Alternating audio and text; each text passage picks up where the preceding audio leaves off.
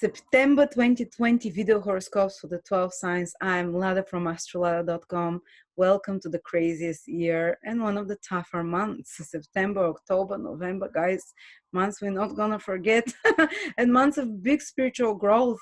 That's what we say to make you feel good. But indeed, you will see months where Saturn and Mars are square all the time. Mars is going retrograde this month, which means that some great feat of willpower will be required from us, and some great use of willpower, but we'll eventually will be able to achieve something tremendous by November, December, that we'll be so proud of. So we'll speak about each of the 12 signs, how Mars retrograde affects us. But just to let you know, me and Brian are making a fantastic webinar this September, in the middle of September. It's called speed reading the birth chart. So basically what it means to have the sun, moon, ascendant in different signs, how to tie them together, how to interpret the chart, what it means for you. And it's from the point of evolutionary astrology. I'm very excited about this webinar. Last webinar Brian did had 300 or 400 people, so, and it's 30% discounted. Come and join us to see how to quickly read the birth chart and what it means. It's for beginners, even for advanced or beginners. You don't need to know much astrology to understand it. Thank you so much. Let's start with the signs. Cancer, rising, sun or moon, September 2020. I'll start with the rising. It's very important, but Mars is going retrograde is the big news. It's extremely powerful. It hasn't been so powerful and hasn't been in Aries since 1989 or something like that.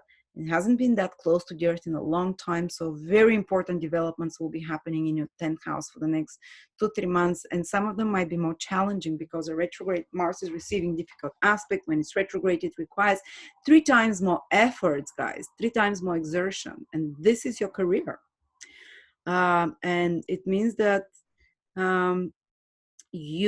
how can it play out? Let me give you a few different ways it can play out. Of course, I can't cover everything because I'm not God, and God always might surprise us with way better and way different manifestations, but at least for you to get the jinx of it. The 10th house is career and social status. So something might happen there initially when Mars starts going retrograde. It's already from the start of September. Some crisis can appear. And the ultimate goal of Mars is to fix problems and to improve something. So for a couple of months, you have to work on this crisis. Okay, maybe not all the time that Mars is retrograde, but initially you can feel the heat very strongly and you have to deal with that pressure. It might be some kind of crisis that can happen with an authority figure as well, a boss, the government, some institution that you have to fix, that you have to, some obstacles there that you have to exert 3 times more pressure to solve, or some regulations as well. The 10th house is regulations from governments or from institutions, or hoops to jump. And Mars, though, when it's retrograde, yes, it's stressful, but it also gives you the willpower to apply this exertion, to fix that problem there. And another level it can play out is that some career project might need to be worked super hard on, might need to acquire 3 times more efforts than other times. Now, I remember a long time ago, my ex-husband had Mars retrograde in his 10th house for a couple of months, 3 months, and it was super busy time in his work. He was feeling very stressed there.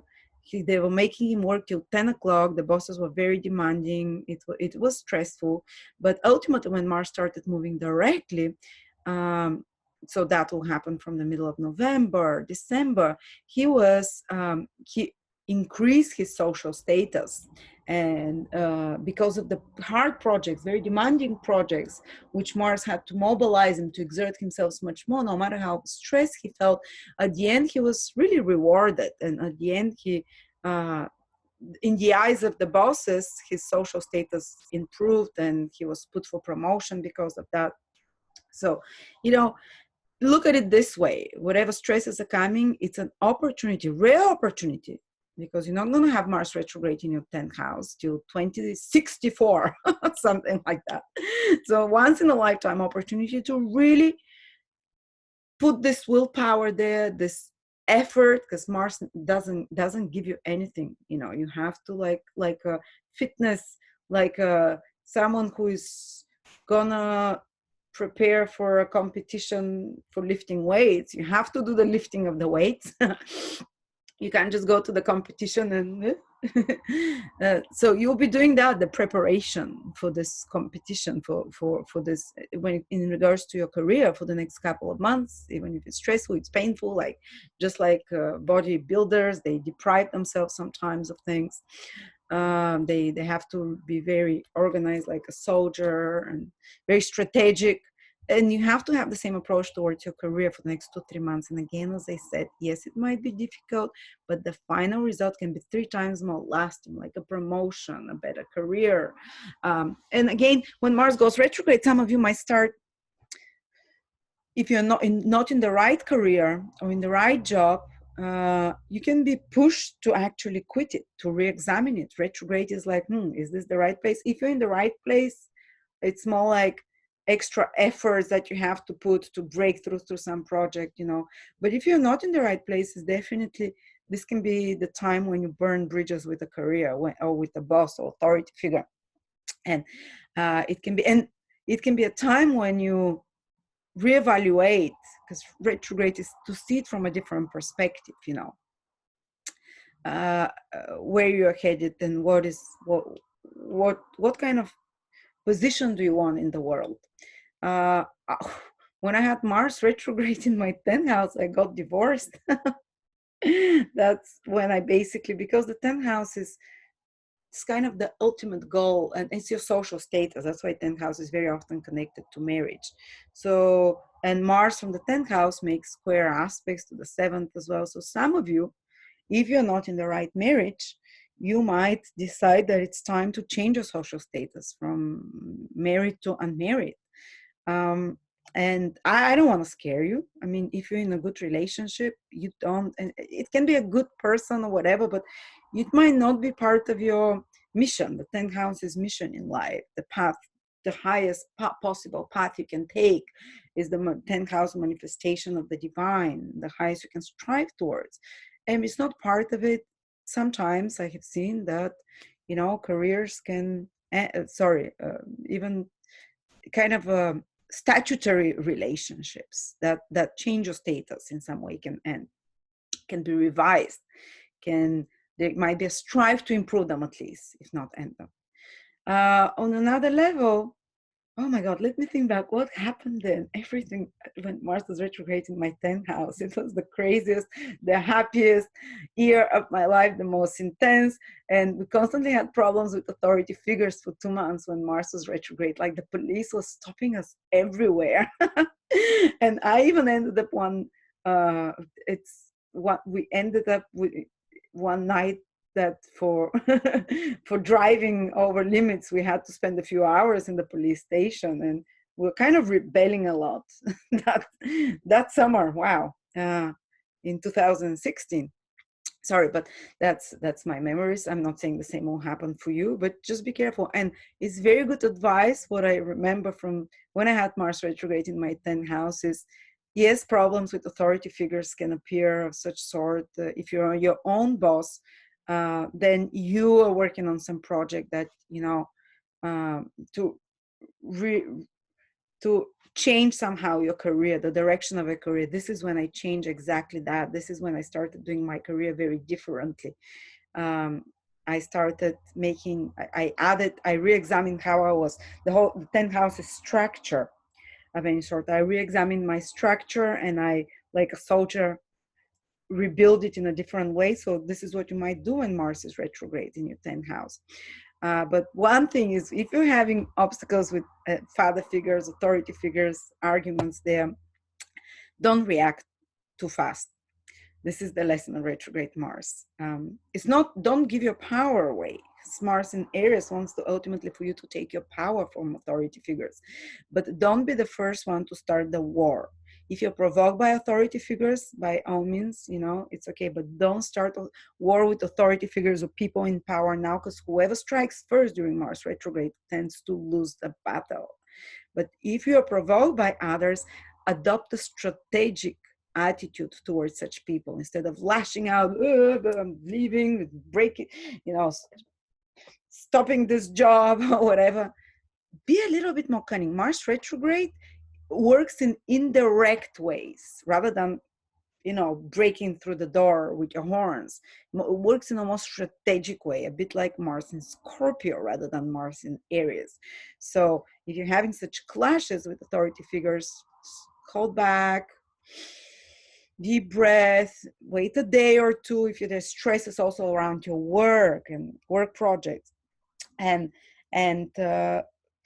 bide your time a little bit. And this is also training your willpower, and then try and use the charm of Venus trining Mars in September. Now, for the most part, Venus will be in your second house trining Mars, so it can take some of the pressure off as well.